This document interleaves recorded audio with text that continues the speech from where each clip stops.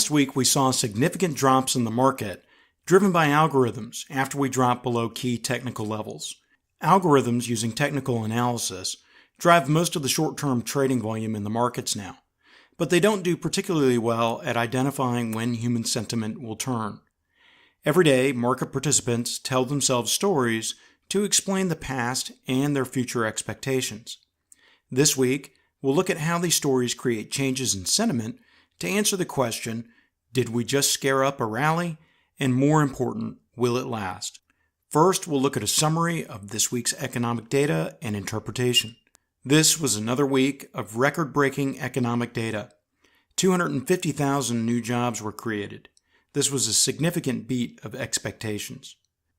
We had the best wage growth since 2009, the highest consumer confidence in 18 years, and the lowest initial claims since 1973. As we'll discuss later as we weigh the potential downsides for the market, it's hard to imagine a recession on the horizon with such strong economic readings. Now we'll look at our week in review, where we take a look at the headlines and how they move the market. On Monday, stocks dropped on concerns over tariff comments President Trump made in an interview. On Tuesday, stocks surged on strong consumer confidence.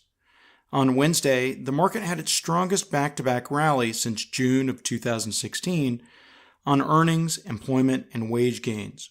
On Thursday, the markets rallied on news of a phone call between President Trump and President Xi. On Friday, an overnight rumor that the cabinet had been tasked with drafting a trade agreement with China drove a higher open, only to fade as the rumor proved false and then rallied again slightly on afternoon comments from President Trump. The market closed up 2.48% for the week, and the month and year-to-date statistics are provided at lower right. Stories drive sentiment, and with Halloween earlier this week, we'll look at bearish stories of tricks and bullish stories of treats. Each side has a story, and since the beginning of October, the bearish story has been embraced by the market. The market has been most responsive to news about the trade dispute with China. Positive and negative headlines have produced the largest moves. Now that the market has sold off, we're starting to see the bull side of the story again, and we've rallied for a few days.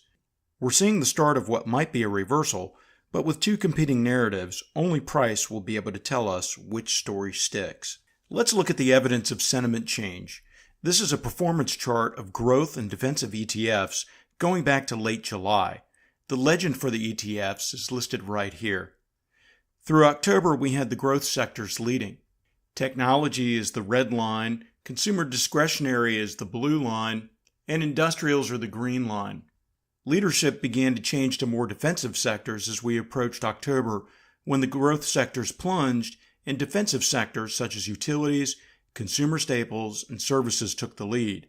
After the October sell-off, we're seeing signs of growth sectors trying to reverse. We produce a trend strength heat map of the sector ETFs on a weekly basis to find opportunities to buy strength or reversals that could produce trends suitable for our time horizon.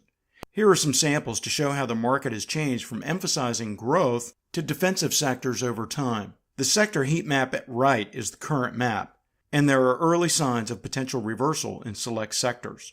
We've covered this slide before in the context of the beginning and ends of bull and bear markets. This speaks to the role of sentiment, which is closely watched by professional investors. Even in the near term, such as a daily chart, euphoric sentiment is often a signal for caution, and extreme pessimism is a sign that a sell-off may be over. Now we'll look at three measures of sentiment to gauge whether or not the market can rally from here. These charts will look complicated, but they're actually easy to understand. When investors are worried about a major decline in the market, they buy put options to protect their portfolios. And when investors want to profit from a bullish market, they buy calls. The upper panel shows the ratio of puts to calls, and the lower panel shows the S&P. When demand for puts exceeds the demand for calls, the put-call ratio rises. When the put-call ratio rises over the green line, sentiment is at a bearish extreme, like it was here at the February 9th low, and here in the October sell-off. The reverse is extreme bullish sentiment below the red line. These extremes, followed by lower highs are contrarian buy and sell signals. Professionals will buy on extreme pessimism and sell on extreme optimism. Right now, this chart in isolation shows a contrarian buy signal here. Another way we can gauge sentiment is the ratio of stocks that are increasing in price versus those that are declining and the ratio of volume for each. When we see a spike above the green line, we consider stocks to be oversold. Pessimism is at an extreme and we get a contrarian buy signal. More conservative signals occur with lower highs after the peak or when the moving average shown in blue begins to turn down. Below are panels for the S&P, the NASDAQ, and the Russell 2000 ETFs. Note that all three have broken above their downward trend lines from the October sell-off, which is a potential sign of reversal, but all three need to clear their 200-day moving averages to right themselves. As of the time of this recording, early on Friday morning before the market opened, it looks like we're set up for a potential test of the 200-day moving average today. The last sentiment indicator we'll look at is a survey of the National Association of Active Investment Managers.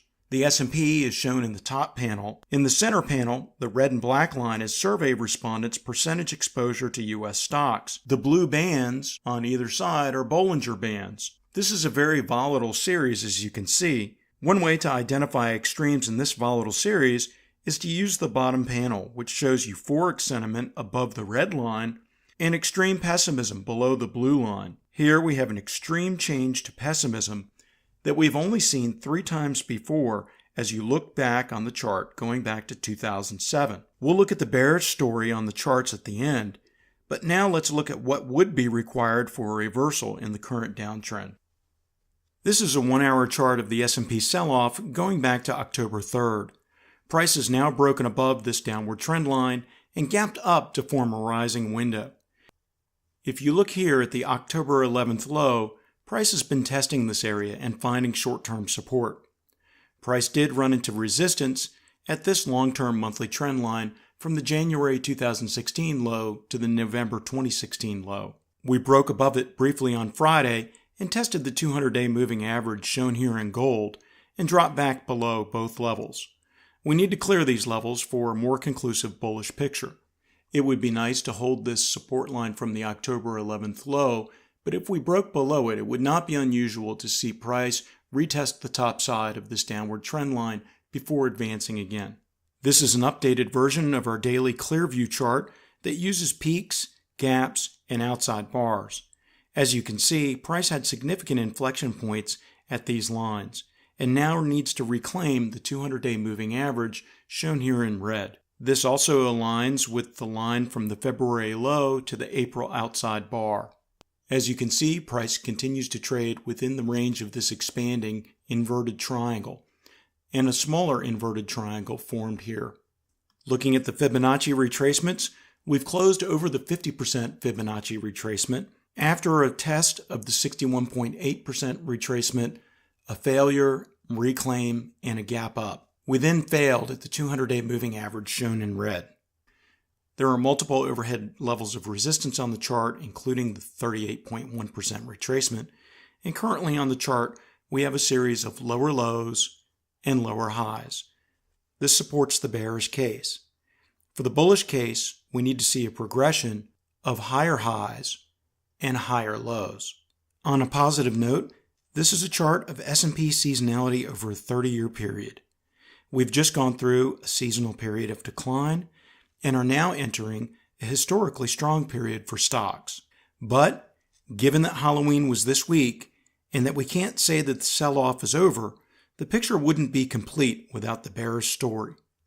This is the monthly Kst chart that we covered in detail in last week's video, which you can find on the Caliber Capital Management YouTube channel. This is a set of indicators that is accurately called recent market tops and corrections, and we've been watching the distance between the Kst lines shown in the yellow circle at lower right. Between the time that this chart was prepared and the time of this recording, we've gotten a negative cross on the Kst indicator, which gives us 4 out of 4 sell signals shown in the checklist at the top. It's important to recognize that this chart and the next chart are monthly charts, And while these are long-term signals, the month has just started. We would need to see a strong reversal this month to negate these signals. For a detailed walkthrough of this chart, you can watch our video Tipping Point or Turning Point on the Caliber Capital Management YouTube channel. This is a monthly chart of the PPO bear setup, which shows some whipsaws but has also signaled bear markets and corrections. We covered this chart in detail in the YouTube video shown at right. Currently, we have 3 out of 3 signals shown on the checklist at the top of the chart: an RSI momentum divergence, a close below the 12-month moving average, and a negative percentage price oscillator reading. Before we wrap up, a quick note on the video schedule for November. I have a significant professional commitment and travel between now and the end of November. I'll try to post videos over the next few weeks. If I'm able to, they'll likely be market flashes or market briefs. I'll continue to post updates on the charts in this video on our Twitter feed @CaliberCap, shown here in the lower left-hand corner. You don't need a Twitter account to view posts. You can simply Google @CaliberCap. In summary on the markets, while we look at the short-term possibilities of a reversal, we have to keep the longer-term trends in mind. We see signs of encouragement on the shorter-term time frames, but they could prove to be countertrends in a larger downtrend. Bear markets are usually accompanied by recessions. So on an encouraging note, it's hard to imagine a recession on the immediate horizon with such strong economic data. This coming week, we'll watch what the evidence on the charts tells us and keep trailing stops on our new positions in selected sectors.